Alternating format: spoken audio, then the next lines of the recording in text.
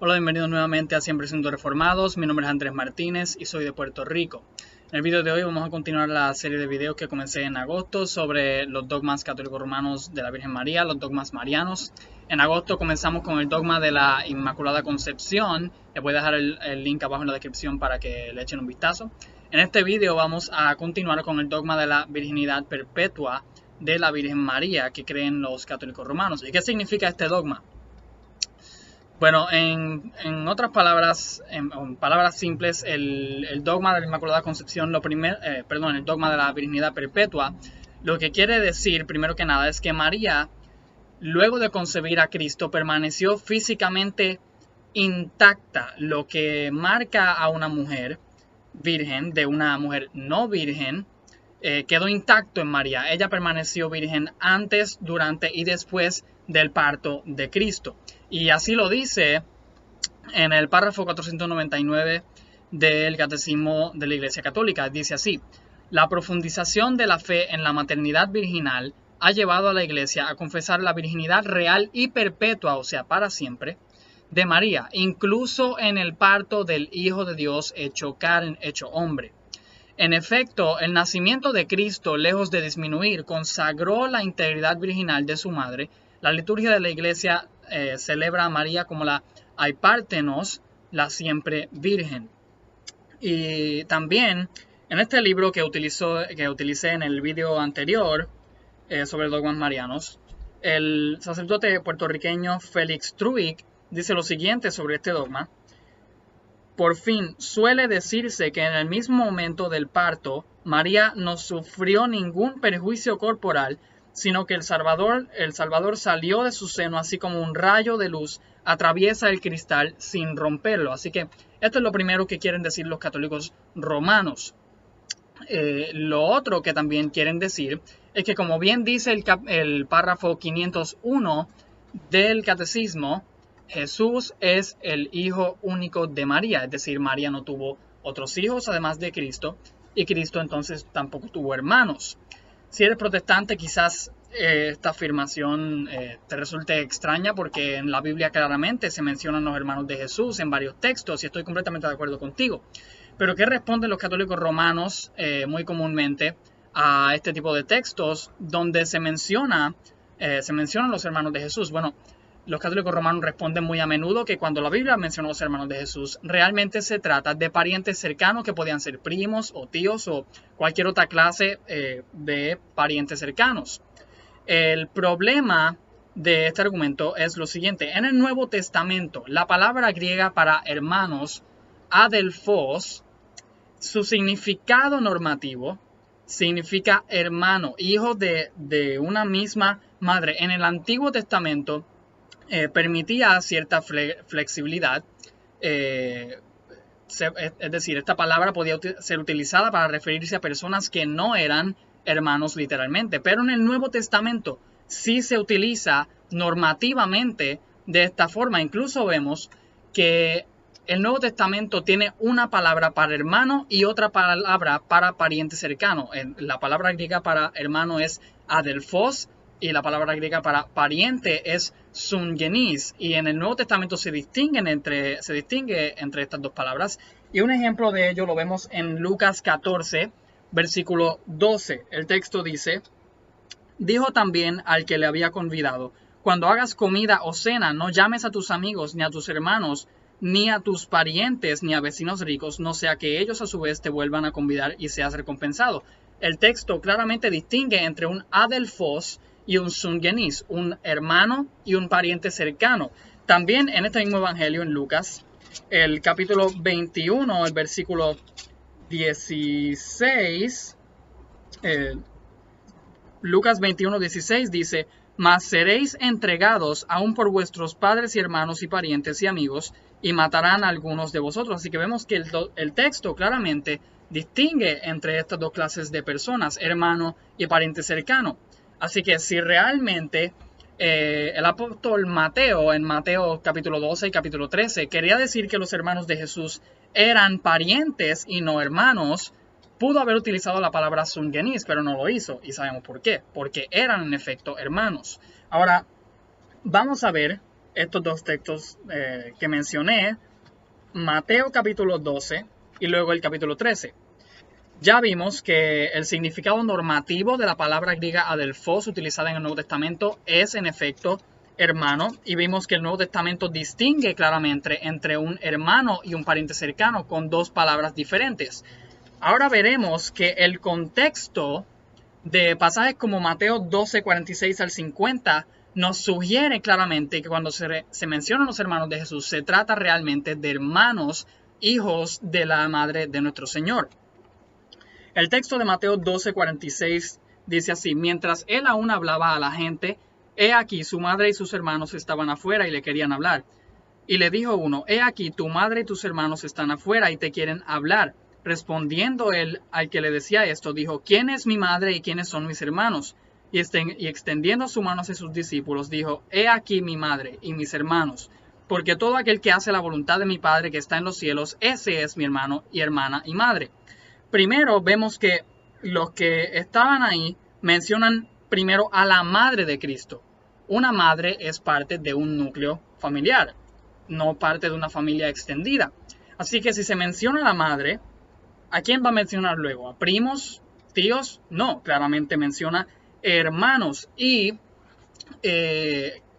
claramente quizá alguien podría decir, pero de todas formas pueden ser otra clase de parientes, no necesariamente tienen que ser hermanos. ¿Cuál es el problema de que sean otros parientes y no hermanos? Bueno, el problema es, si queremos tomar la palabra hermanos como pariente cercano, el problema es que las palabras que Jesús dice luego no tendrían sentido.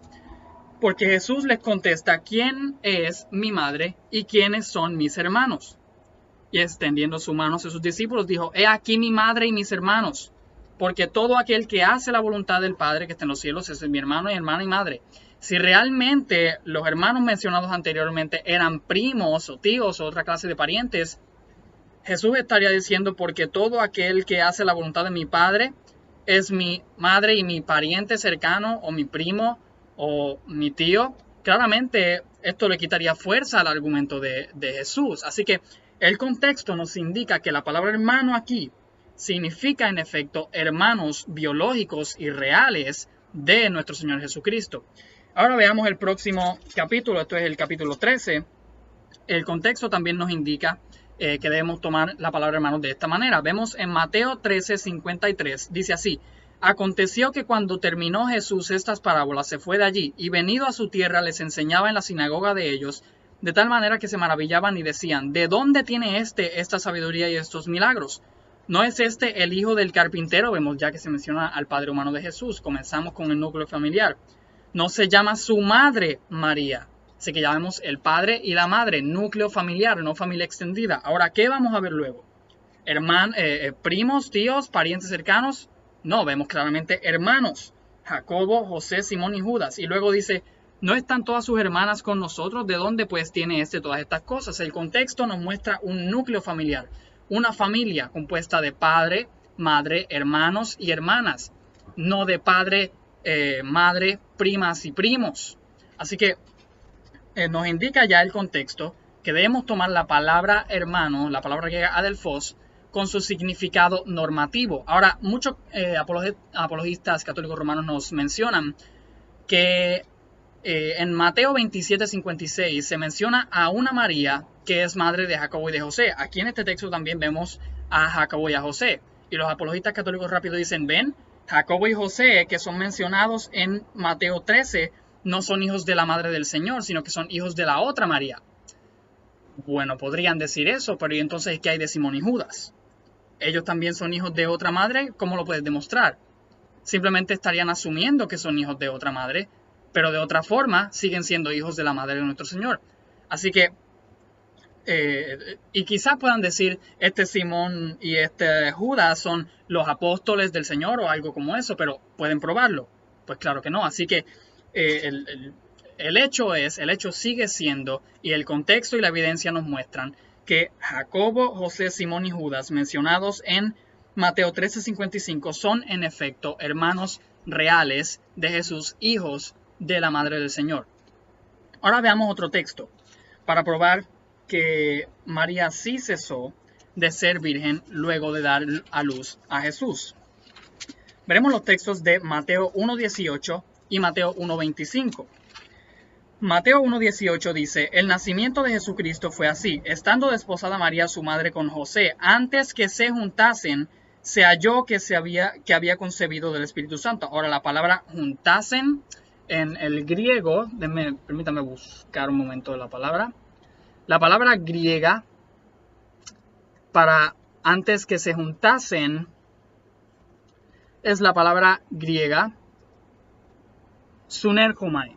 La palabra griega sunerchomai tiene diferentes significados, pero aquí en este contexto, a la luz del versículo 25, sabemos que se refiere a antes que tuvieran relaciones sexuales. Y veremos el versículo 25 ahora.